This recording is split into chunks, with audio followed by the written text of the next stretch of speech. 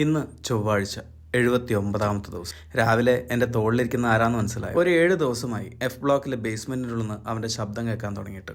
കുറേ കഷ്ടപ്പെട്ടു, പക്ഷേ അവനെ കിട്ടിയില്ല. ഇന്ന് എങ്ങനെയോ പൊക്കിയെടുത്തപ്പോൾ എല്ലും തോലുമായിട്ടുണ്ട്. അങ്ങനെ ഭക്ഷണം കൊടുക്കാമെന്ന് വിചാരിച്ച് ഞാൻ അവനെ ഫ്ലാറ്റിലേക്ക് കൊണ്ടുവന്നു.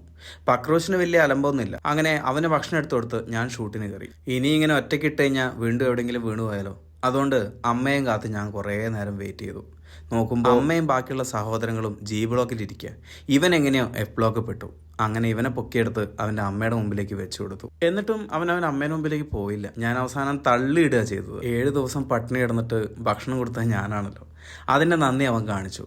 അവൻ്റെ അമ്മയുടെ മുമ്പിൽ നിന്ന് അവൻ ചാടിപ്പടഞ്ഞ് എങ്ങനെയൊക്കെ എൻ്റെ അടുത്തേക്ക് ഓടി വന്നു. ശരിക്കും കണ്ണ് നിറഞ്ഞു. അങ്ങനെ ആ മനോഹരമായ കാഴ്ച ഞാൻ കണ്ടു. കഴിഞ്ഞ ഒരാഴ്ചയായിട്ട് ഒറ്റപ്പെട്ടിരുന്ന അവനും ഞാനും ഇപ്പോൾ ഫാമിലി ആയിട്ടാണുള്ളത്. എന്തായാലും ഇന്നത്തെ ചാലഞ്ചസ് ഒക്കെ സക്സസ് ആയിരുന്നു. വർക്കൗട്ട് ചെയ്തു, മധുരം കഴിച്ചില്ല, ഓയിൽ കഴിച്ചില്ല, പ്രോട്ടീൻ